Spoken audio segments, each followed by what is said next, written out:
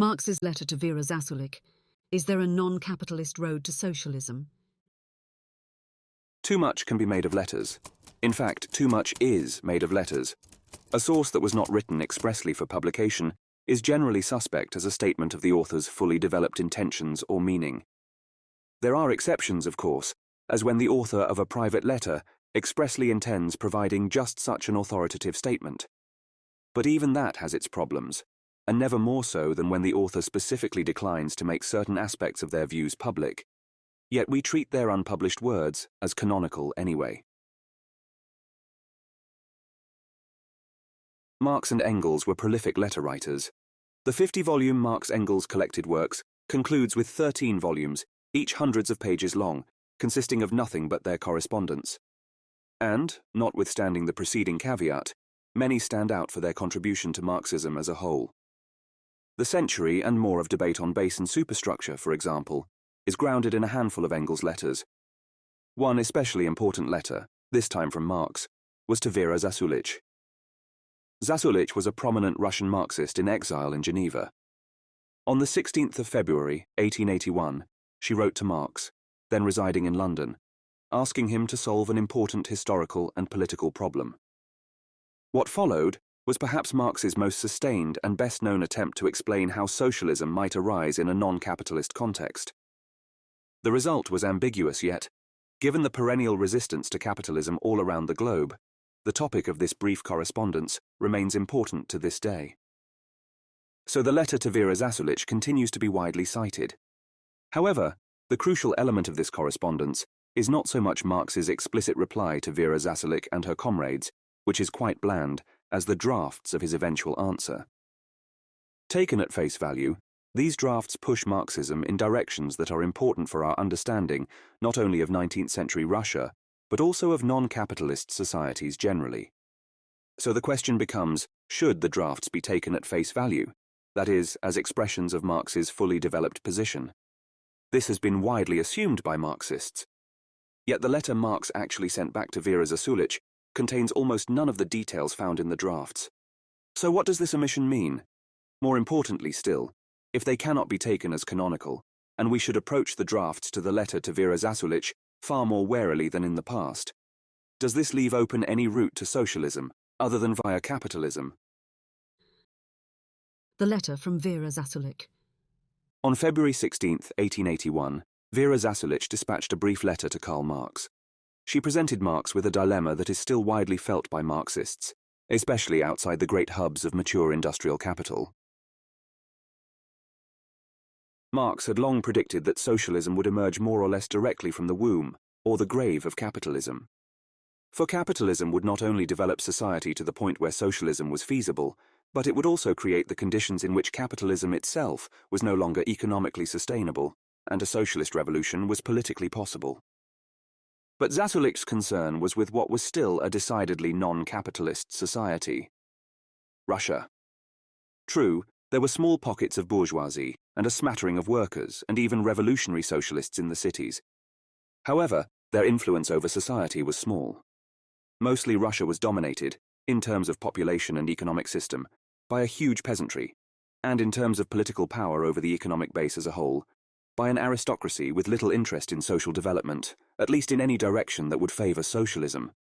From a Marxist point of view, the dominant forces and relations of production were wholly unsuited to a socialist revolution at any foreseeable time, but capital itself would plainly not be ripe for a long, long time. So what were socialist revolutionaries living in non-capitalist societies supposed to make of Marx's work? Was there any hope? In Zasulich's own words, For there are only two possibilities. Either the rural commune, freed of exorbitant tax demands, payment to the nobility and arbitrary administration, is capable of developing in a socialist direction, that is, gradually organizing its production and distribution on a collectivist basis. In that case, the revolutionary socialist must devote all his strength to the liberation and development of the commune. If, however, the commune is destined to perish, all that remains for the socialist as such is more or less ill-founded calculations as to how many decades it will take for the Russian peasants' land to pass into the hands of the bourgeoisie, and how many centuries it will take for capitalism in Russia to reach something like the level of development already attained in Western Europe. Their task will then be to conduct propaganda solely among the urban workers, while these workers will be continually drowned in the peasant mass, which, following the dissolution of the commune, will be thrown onto the streets of the large towns in search of a wage. If one read only Marx's writings on capitalism, one possible answer would be straightforward. Nowadays, we often hear it said that the rural commune is an archaic form condemned to perish by history, scientific socialism, and, in short, everything above debate. But this is by no means an entirely compelling position. But how do you derive that from capital? Others object. He does not discuss the agrarian question and says nothing about Russia. Hence the writer's request. So you will understand, citizen, how interested we are in your opinion. You would be doing us a very great favour if you were to set forth your ideas on the possible fate of our rural commune, and on the theory that it is historically necessary for every country in the world to pass through all the phases of capitalist production.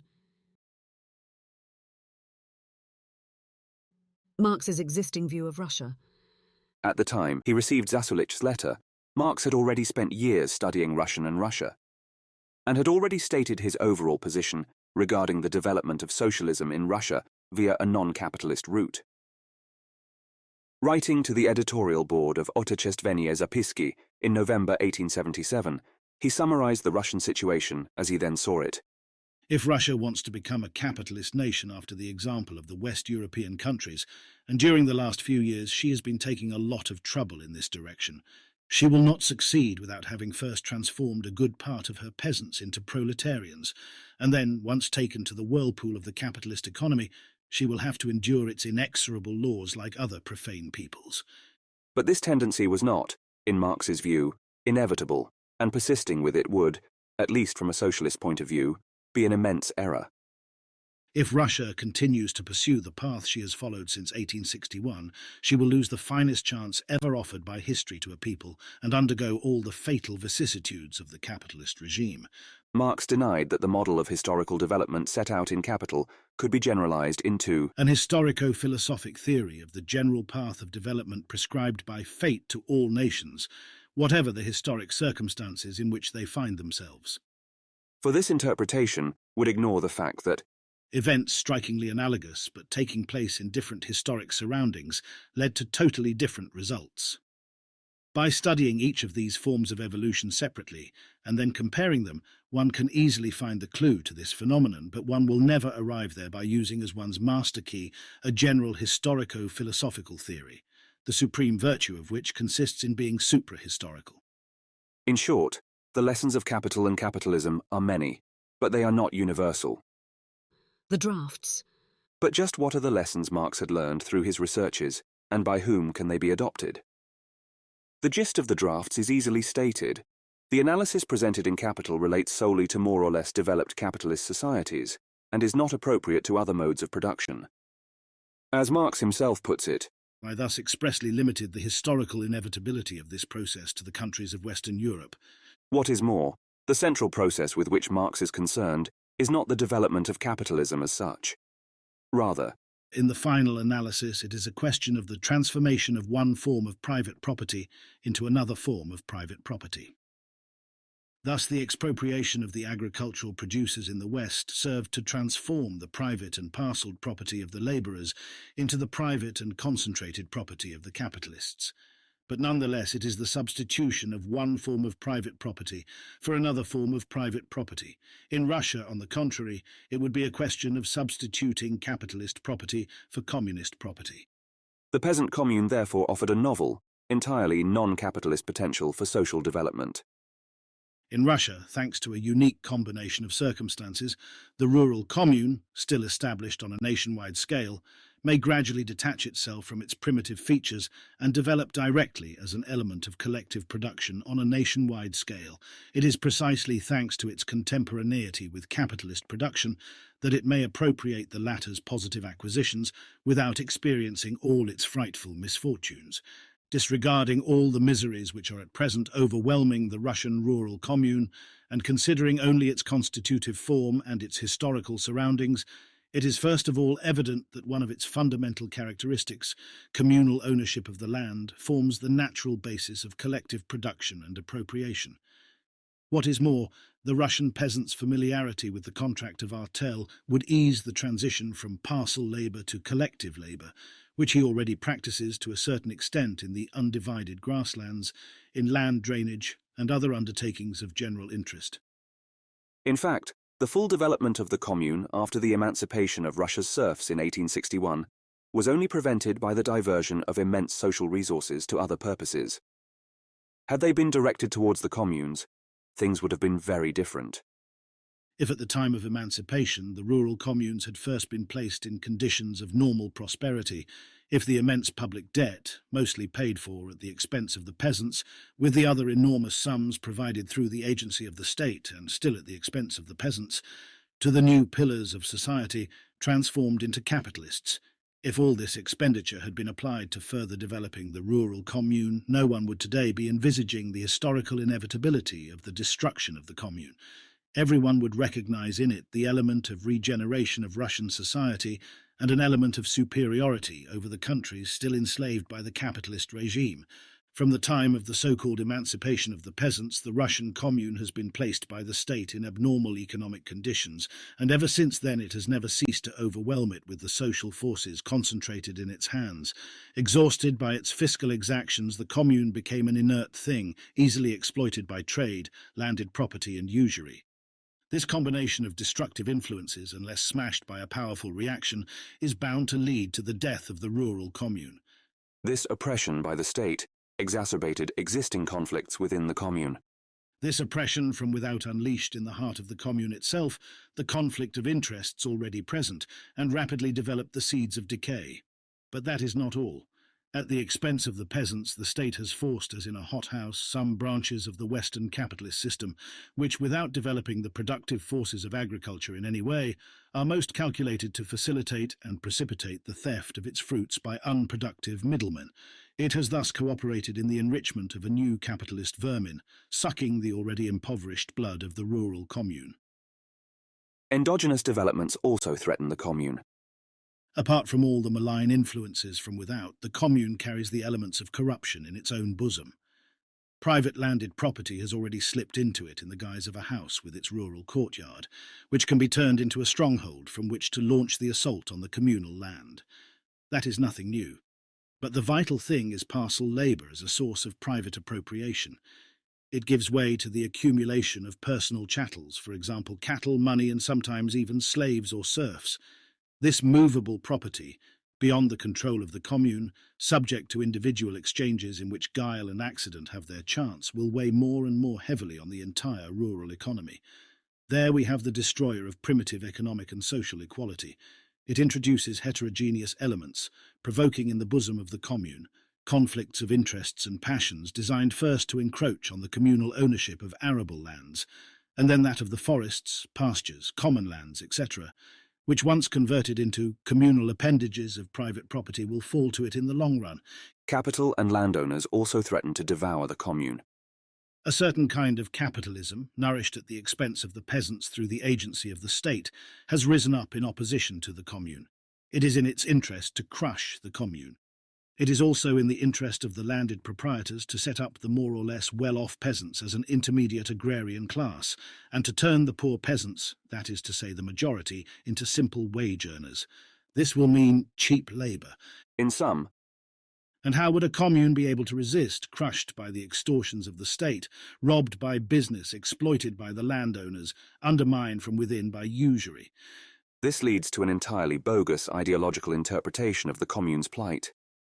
At the same time as the commune is bled dry and tortured, its land rendered barren and poor, the literary lackeys of the new pillars of society ironically depict the wounds inflicted on it as so many symptoms of its spontaneous decrepitude.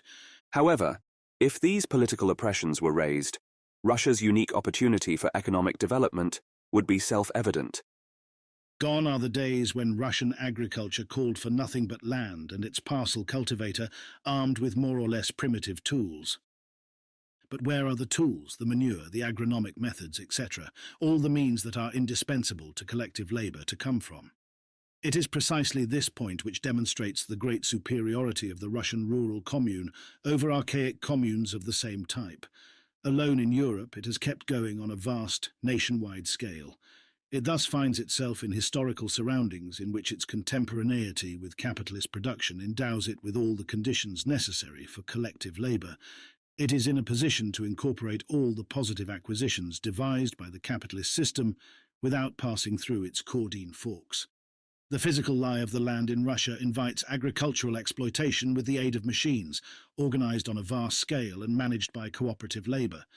As for the costs of establishment, the intellectual and material costs, Russian society owes this much to the rural commune, at whose expense it has lived for so long, and to which it must still look for its element of regeneration.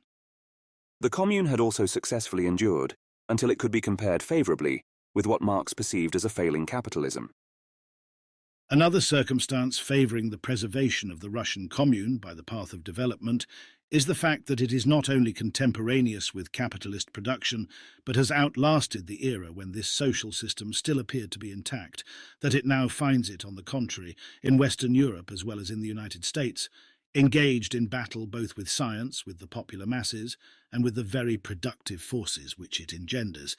And the historical situation of the Russian rural commune is unparalleled. Alone in Europe, it has kept going not merely as scattered debris, such as the rare and curious miniatures in a state of the archaic type which one could still come across until quite recently in the West, but as the virtually predominant form of popular life covering an immense empire. The Russian commune is both largely immune to many familiar forms of interference and continues to practice promising forms of economic activity. Russia is the sole European country where the agricultural commune has kept going on a nationwide scale up to the present day. It is not the prey of a foreign conqueror, as the East Indies, and neither does it lead a life cut off from the modern world. On the one hand, the common ownership of land allows it to transform individualist farming in parcels directly and gradually into collective farming, and the Russian peasants are already practicing it in the undivided grasslands. The physical lie of the land invites mechanical cultivation on a large scale. The peasants' familiarity with the contract of artel facilitates the transition from parcel labour to cooperative labour. At this stage of historical social development, the option of the communal, for example collective property, maintaining its precedence over the individual, that is, private property, remains open. So a direct transition to socialism appears realistic. Either the element of private property which it implies will gain the upper hand over the collective element, or the latter will gain the upper hand over the former. Both these solutions are a priori possible, but for either one to prevail over the other, it is obvious that quite different historical surroundings are needed. The best proof that this development of the rural commune is in keeping with the historical trend of our age is the fatal crisis which capitalist production has undergone in the European and American countries where it has reached its highest peak, a crisis that will end in its destruction, in the return of modern society to a higher form of the most archaic type, collective production and appropriation. So the temporal conjunction of capitalist development and peasant commune could not be more promising. The contemporaneity of Western production, which dominates the world market, allows Russia to incorporate in the commune all the positive acquisitions devised by the capitalist system without passing through its caudine forks. This strategy is not without risks. The English themselves attempted some such thing in the East Indies. All they managed to do was to ruin native agriculture and double the number and severity of the famines. However, Russia had already assimilated a great range of capitalist systems and structures without thereby becoming essentially capitalist. In order to utilize machines, steam engines, railways, etc., was Russia forced, like the West, to pass through a long incubation period in the engineering industry? Let them explain to me, too, how they managed to introduce in their own country, in the twinkling of an eye, the entire mechanism of exchange, banks, credit institutions, etc., which it took the West centuries to devise. The commune remains vulnerable. But what about the anathema which affects the commune? Its isolation, the lack of connection between the life of one commune and that of the others, this localized microcosm which has hitherto prevented it from taking any historical initiative. But this is not an immanent characteristic of this type of society. So, today it is an obstacle which could easily be eliminated. It would simply be necessary to replace the volost, the government body, with an assembly of peasants elected by the communes themselves, serving as the economic and administrative organ for their interests. all in all, the commune's potential is clear. Theoretically speaking, then, the Russian rural commune can preserve itself by developing its basis, the common ownership of land, and by eliminating the principle of private property which it also implies. It can become a direct point of departure for the economic system towards which modern society tends. It can turn over a new leaf without beginning by committing suicide. It can gain possession of the fruits with which capitalist production has enriched mankind without passing through the capitalist regime, a regime which, considered solely from the point of view of its possible duration, hardly counts in the life of society. All the commune needs is the revolutionary knell. If revolution comes at the opportune moment, if it concentrates all its forces so as to allow the rural commune full scope, the latter will soon develop as an element of regeneration in Russian society, and an element of superiority over the countries enslaved by the capitalist system. In some, non-capitalist societies could adopt capitalism's positive accomplishments to facilitate their movement towards socialist goals, without themselves being absorbed by capitalism in turn. There are therefore potentially non-capitalist routes to socialism. Marx's final reply.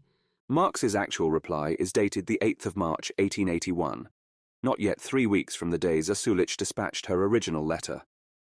After the elaborateness of the drafts, the final text comes as a great surprise. Apart from an opening apology for the delay in responding, the entire text reads as follows. In analysing the genesis of capitalist production, I say, at the core of the capitalist system, therefore, lies the complete separation of the producer from the means of production. The basis of this whole development is the expropriation of the agricultural producer.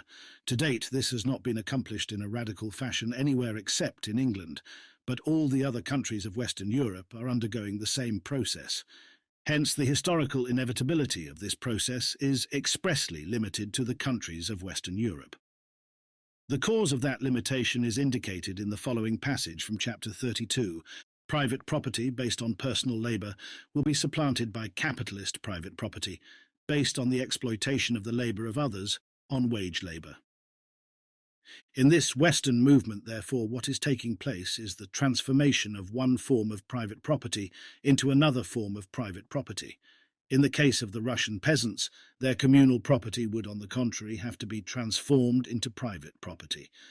Hence, the analysis provided in Capital does not adduce reasons either for or against the viability of the rural commune, but the special study I have made of it, and the material for which I drew from original sources, has convinced me that this commune is the fulcrum of social regeneration in Russia, but in order that it may function as such, it would first be necessary to eliminate the deleterious influences which are assailing it from all sides, and then ensure for it the normal conditions of spontaneous development. Given the detail of the arguments elaborated in the drafts, this is surprisingly terse, with little reference to the ideas he had set out while preparing his answer.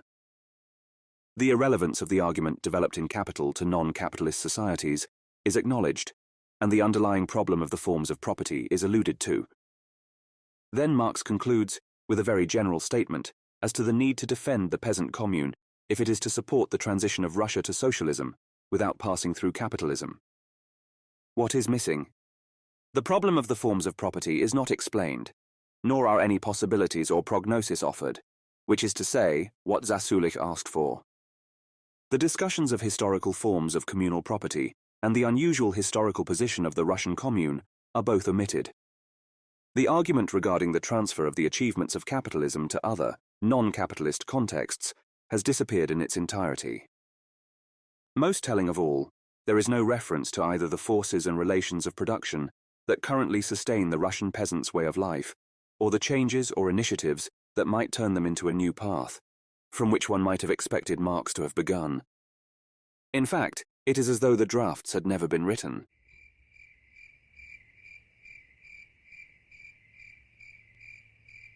What does it all mean? Looking back at Marx's drafts, it is striking how abruptly the drafts halt.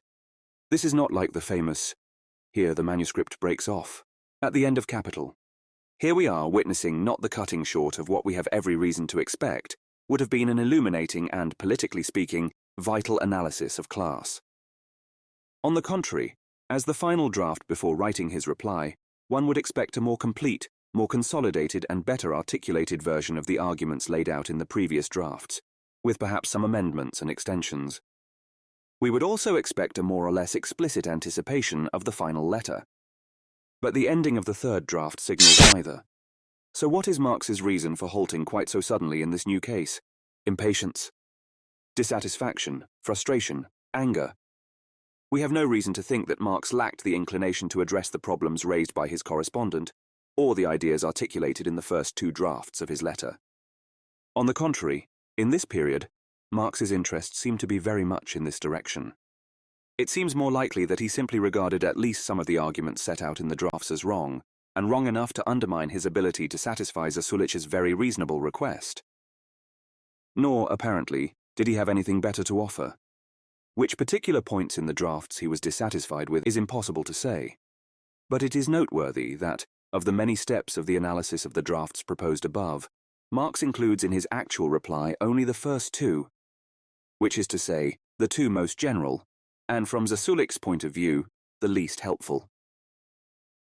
So what began as a detailed assessment of the historical possibility of a non-capitalist road to socialism collapses into a brief, somewhat disenchanting note of comradely support. Are the sentiments suggested by this abrupt ending?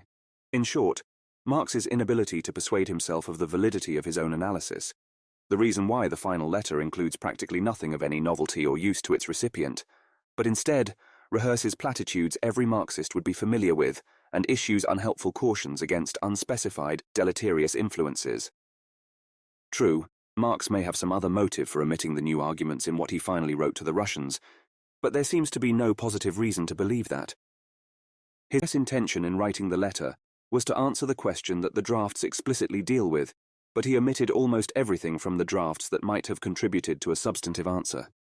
His reply is polite, but surely disappointed Vera Zasulich and her comrades in Geneva. Of course, it would have suited a great many 20th-century Marxists if he had sent something more like the drafts. A good deal of anti-capitalist revolutionism in developing countries would have been able to find a theoretical grounding in Marx's thinking. But he did not, and his silence is as eloquent as and perhaps more worthy of attention than the drafts, regarding which his very silence clearly implies doubt. Of course, the fact that Karl Marx personally did or did not say something does not make it canonical, either for Marx personally or for Marxism as a whole.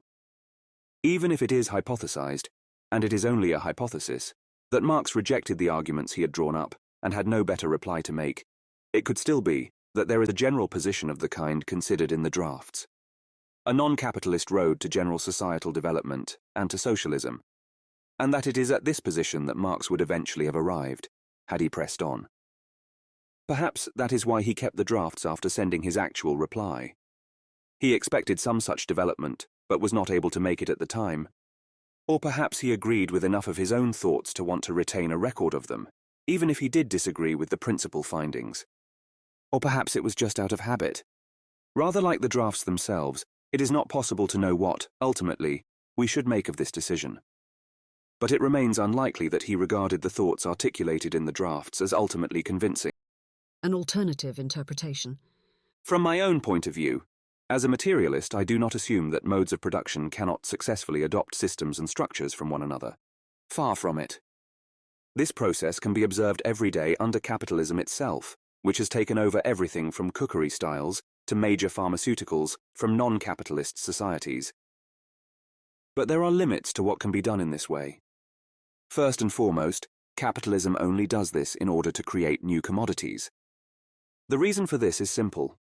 However easily individuals may borrow from other cultures, capitalism is only able to make anything of the products of other modes of production by converting them into commodities. That is, it assimilates the creations of other social systems by reconstructing them on its own terms. A style of music that has not been converted into a commodity might appear in a personal collection, in a documentary or in a museum, or it might be adopted by a radical group as a symbol of resistance to capitalism, or it might be adopted by a radical group as a symbol of resistance to capital. But without commodification, it would be most unlikely to penetrate far into capitalist society as a whole. This is all the more true where it is not products, but new forces of production that are being adopted. Marx argues that forces developed under capitalism, the machines, the steam engines, the railways, etc., can be assimilated elsewhere without profound accommodations on the part of the borrowing mode of production. This seems unlikely. For example, hunter-gatherer societies have readily assimilated many tools produced by capitalism, including not only steel knives, axes, and other direct replacements for hunter-gatherer forces of production, but also more radical solutions to the problems of hunter-gatherer economic activity, such as guns. On the other hand, as far as I am aware, no hunter-gatherer society has adopted the computer or the steam engine, and it is hard to imagine how it could do so while still retaining the least shred of hunting or culture. Nor are less obviously demanding items necessarily sustainable imports. The radio would probably be a valuable addition to the means of hunting and gathering, but it is doubtful what would happen when the batteries ran out, and it became necessary to pay for new batteries with money. Not that hunter-gatherer societies have found it impossible to make occasional use of money, and trade has been a commonplace of hunter-gatherer life for tens, if not hundreds, of millennia. But the larger the volume of materials they adopted from an industrial society, the more they would need to take up a regular means of acquiring money, such as commerce or wage labor. How far this can be taken without becoming an outpost of capital is a difficult question to answer in detail, but not in general. Any reader familiar with the impact of money, rents and taxes on feudalism can easily guess where this tendency leads. Yet Marx appears to be arguing that, in the case of the Russian peasantry, capitalism's forces of production could be adopted wholesale without becoming a deleterious influence. The contrast of capitalism with hunting and gathering is of course extreme.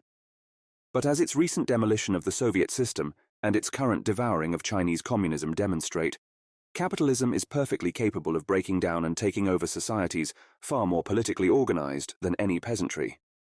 The situation is likely to be much the same between any two modes of production, where there are functional incompatibilities between their respective forces and relations of production, and there is substantial inequality in terms of economic and political power. It is unlikely that the weaker will long survive contact with the stronger. Since the position Marx describes for the Russian peasantry and the capitalist system, from which he hypothesized so much bounty could be a weak mode of production playing supplicant to a very powerful one, it is hard to envisage the former extracting anything without paying a huge and fundamental price. What is more, as a truly systemic mode of production, capitalism is driven to actively consume its neighbors. It literally cannot leave them alone, and it is most unlikely that the Russian commune would have the strength to keep capital out by force. One need only recall past encounters between capitalist and peasant societies to see what the consequences are likely to be. All in all, it is not clear how, thanks to the peasant commune's contemporaneity with capitalist production, it will be able to appropriate the latter's positive achievements without experiencing all its frightful misfortunes.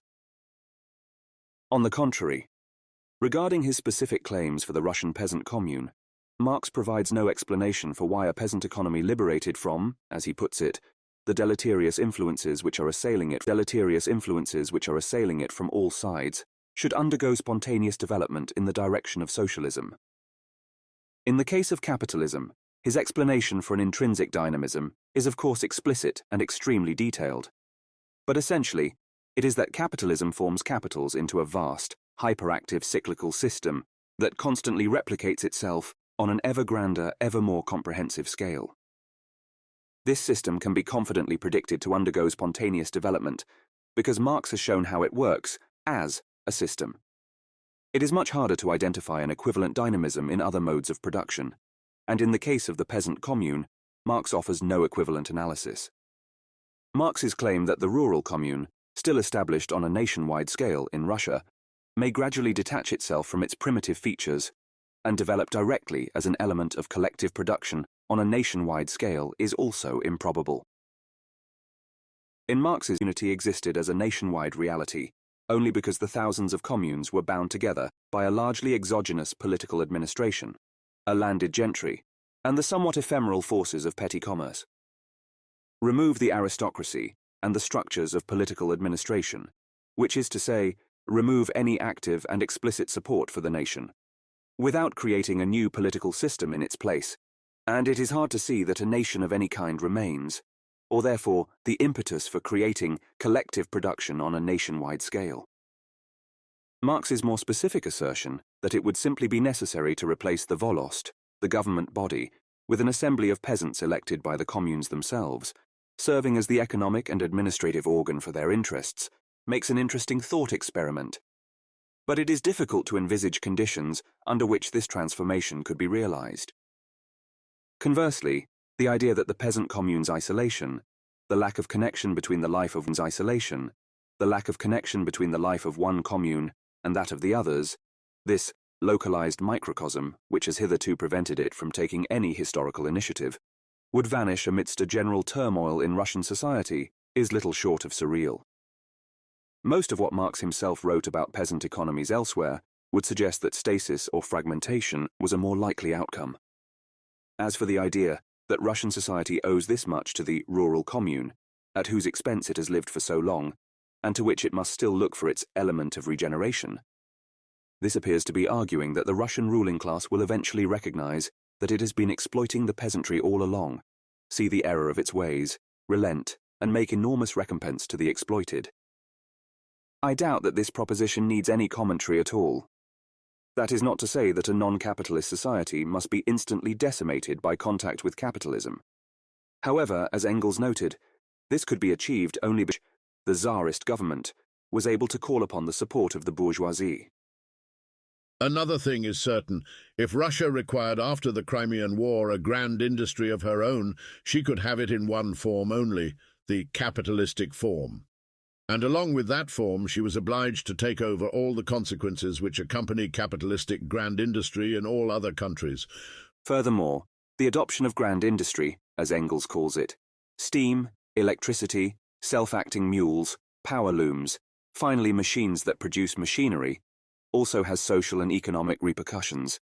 For it is one of the necessary corollaries of grand industry that it destroys its own home market by the very process by which it creates it. It creates it by destroying the basis of the domestic industry of the peasantry. But without domestic industry, the peasantry cannot live. They are ruined as peasants. Their purchasing power is reduced to a minimum, and until they, as proletarians, have settled down into new conditions of existence, they will furnish a very poor market for the newly arisen factories. All in all, there seems to be little reason to expect that the Russian peasantry, no matter how thoroughly liberated from the stranglehold of Tsarism and aristocracy, would either have wanted or been able to develop in a markedly more collectivist direction, culminating in anything resembling a socialist society. Of course, the same arguments may not apply to other non-capitalist societies, but in the absence of specific arguments grounded in the details of the forces and relations of production underpinning the society in question, especially vis-à-vis those of industrial capitalism, it is difficult to imagine how a different outcome is at all likely, or perhaps even possible. Conclusion. We don't know what Vera Zasulich felt about Marx's final letter. I doubt that either she or her comrades were very happy with it. But the effect does not seem to have been fatal. Engels and Zasulich continued to correspond for some time, and in 1883, the year of Marx's death, she and Georgy Plekhanov founded the Emancipation of Labor Group, the first Russian Marxist organization. The question of the peasant commune, Marx's fulcrum of social regeneration in Russia, and the possibility of a non-capitalist road to socialism continued to be central to debates among Russian revolutionaries of all stripes. The argument set out above should not be read as denying all hope of a non-capitalist route to socialism. All it really implies is something Marx himself mentions when he explains what actually drives the transition between any two modes of production. What is more, this is something Marx did include in his final letter to Geneva. This is the proposition that, in the physis, the question social revolution faces is that of transforming one form of property into another. In the case of capitalism, the formation of socialism depends on changing private property, in the means of production, into collective property. On that basis, what is needed is to show how any other historical process can plausibly, practically turn the form of property prevailing in whatever pre-socialist mode of production one begins with into, again, collective property. In cases like ancient slavery or feudalism, there may be no such route, but there is no obvious reason to believe that capitalism is entirely unique in offering such a road. On the other hand, a change in property is not the only condition for attaining socialism. After all, Collective property is not without precedent in human history, but it is unlikely that one would want to return to any previous example. In the world of the ancient agricultural commune, it seems to have been commonplace, but mimicking such a society would be enough to create an advanced, post-industrial socialism.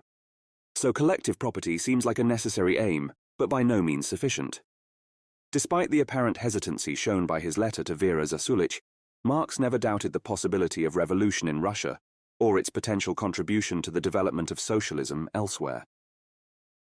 A year later, in the 1882 preface to the Russia edition of the Communist Manifesto, Marx wrote, "If the Russian Revolution becomes the signal for a proletarian revolution in the West, so that the two complement each other, the present Russian common ownership of land may serve as the starting point for communist development." Evidently, he believed that the potential was there. But the analysis of exactly how this would come about through the development of the forces and relations of production of a large-scale peasant society was never performed. Neither for Russia, nor for any other non-capitalist society, was a convincing model for the transition to socialism developed. Marx did not live to see the revolution he long predicted take place in Russia or anywhere else. What he would have made of the revolutions of the 20th century, it is impossible to say. But it is doubtful whether his letter to Vera Zasulich would have offered the revolutionaries much in the way of guidance.